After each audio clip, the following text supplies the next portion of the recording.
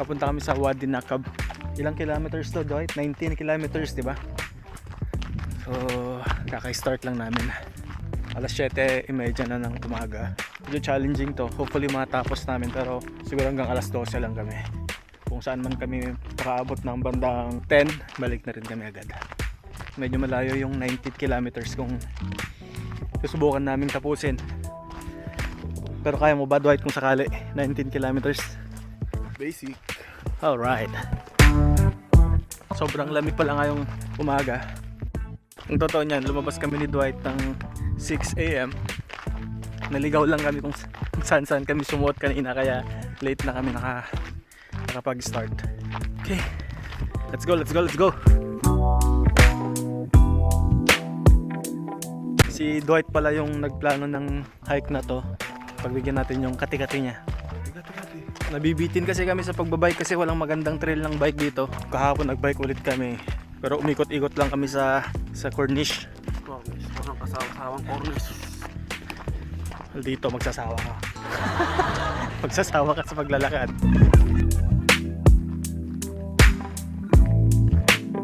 Ang ganda ng rock formation dito. So dito mo makikita kung gaano katanda ang lugar na to.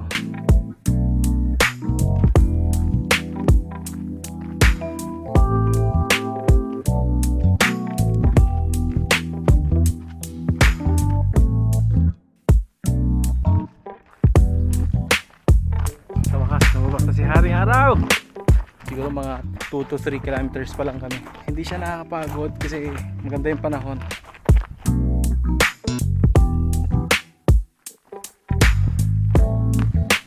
Napagod na ako. Angas. Siguro ginawa to dahil sa flood. Kasi guys, pag umulan dito sa UAE, actually madalang lang, pero pag umulan may mga lugar na binabaha. Though hindi naman ganun kalala, pero habang tumatagal palala yung sitwasyon pag umuulan. Kasi maski sa city may mga binabahang lugar doon. So yan yung dam. So yun, I think it was built for that purpose. Nagawa lang to noong 2021. So 2 years pa lang siya. Hindi ko alam kung makikita nyo kung saan umabot yung tubig. Yun yung kulay brown. So ibig sabihin, malaking tulong to para mapigilan yung pagbaha sa, sa baba or sa city. Napakaangas. Malayong malayo na tayo sa konkretong gubat ng Dubai. In case na pumunta kayo dito sa Wadi Nakab, be sure na ready yung katawan nyo.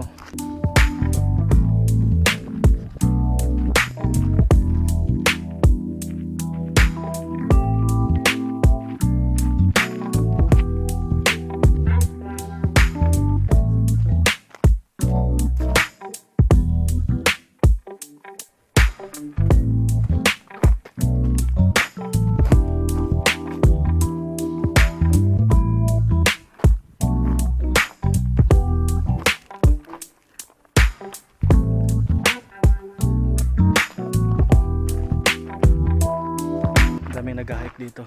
Yan, may mga nakasabay kami.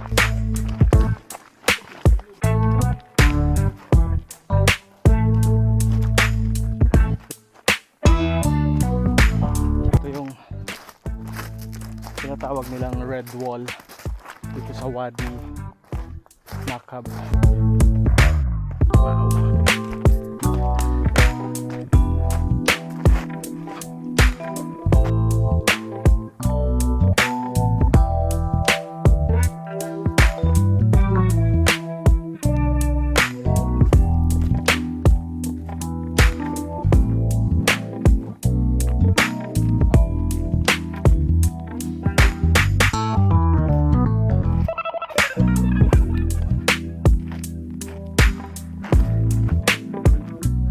Hindi ko alam kung paano nabubuhay itong mga kahoy dito, pero kung makikita nyo, puro bato lang kung saan sa kumakapit.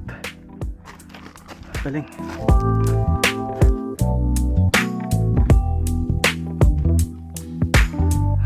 Akyat tayo sa Wadi Nakab Cave.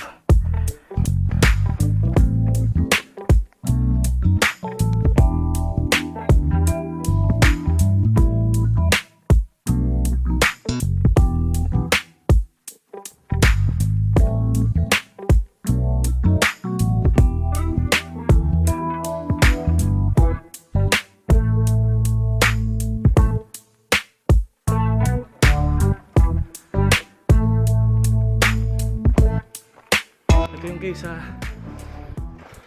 Wadi Nakab. Merong trail pataas doon. Akyatin natin.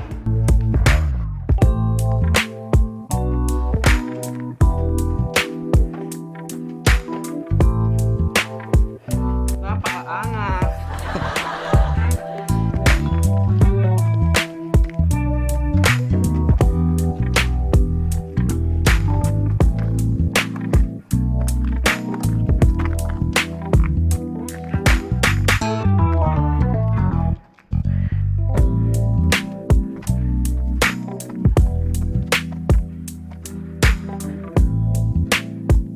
Sobrang taas. Okay. Water break saglit.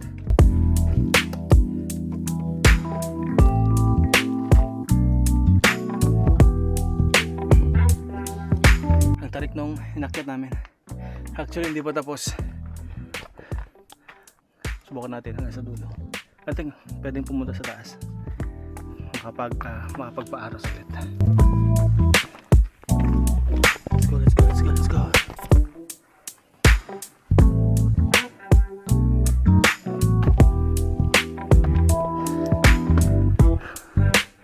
Pero ang ganda.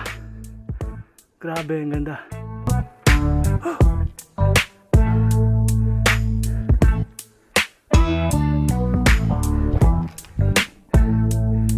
Basic. Pahinga lang tayo saglit. Tuloy natin yung hike. Paloob pa tayo ng konti. It's already 9:30. So may 30 minutes pa tayo para para maglakad. Alright, so pababa na kami. Meron pang hagdan pataas doon, kaso nga lang hindi pa tapos.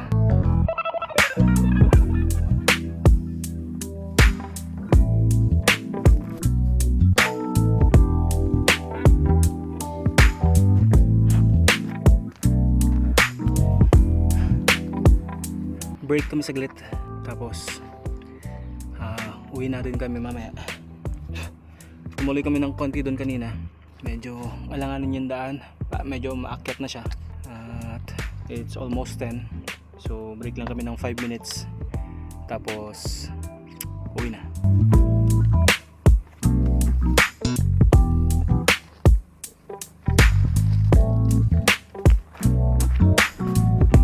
Pabalik na kami. Most likely 12:30 na kami makakarating sa sasakyan. Morning guys.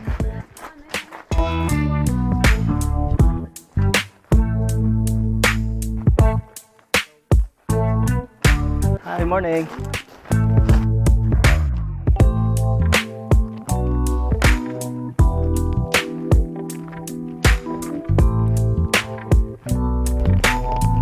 Alright. Ha. Okay, so nakabalik na kami sa sasakyan. We were able to hike 30,000 steps. Paano yun? Equivalent siya sa 20 kilometers. Oh, good. Sakto lang yan kasi sumasakit na rin yung pa ako. Iba talaga pag lume-level up ang edad. Sign of aging. Sign of aging. Hanap tayo ng Pinoy resto dito sa Ras Al Khaimah.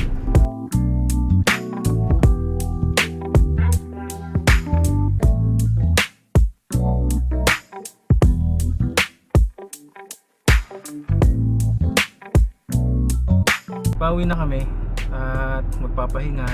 Hopefully hindi kami makatulog kasi sayang ang araw. Hopefully. Check natin mamaya. Bibiliard ba tayo mamaya, Brad? Pwede. Na, billiards. But at least may activity kami ngayong araw. Papanalunin kita.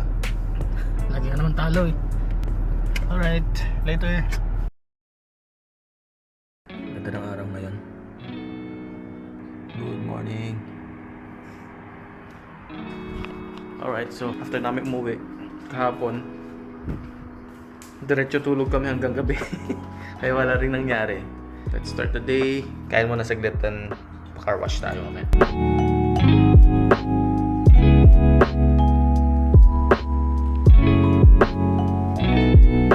Okay. Labas tayo saglit para magpalinis ng sasakyan.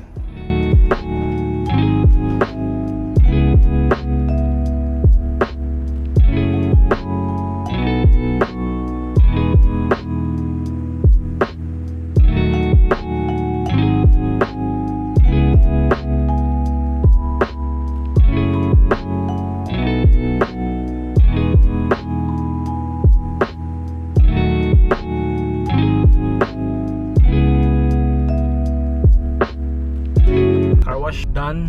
Ano oras na ba? Ayaw ko umuwi eh. Sa totoo lang kasi natulog kami maghapon ni Dwight after nung hike.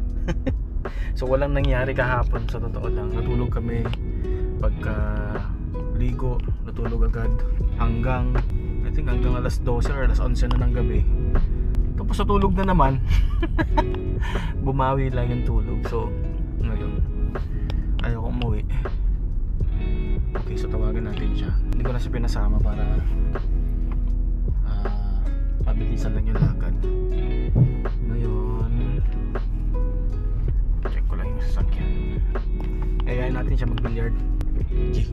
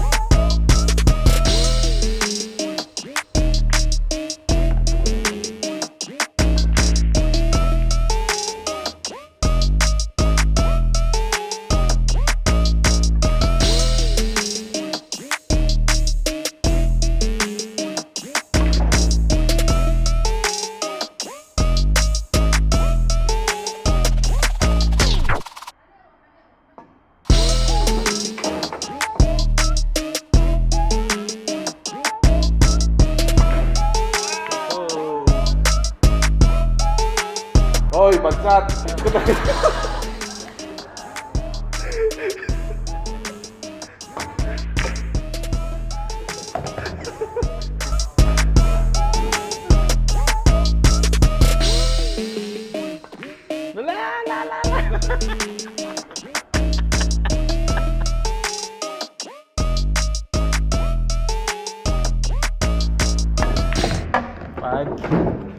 Five, 3. Panalo ako.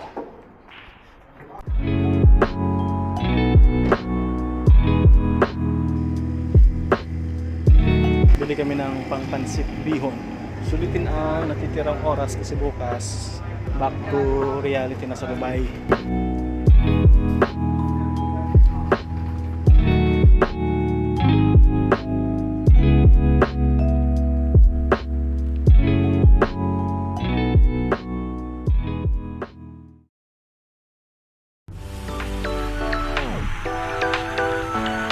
Good morning. It's already Monday. Yep, pauwi ako sa Dubai. Back to reality. Kailangan kong umuwi sa Dubai dahil work from office na kami for the next 2 weeks. Yun ang weekend natin sa Rock. Okay, see you on the next vlog. Ingat po palagi. Bye.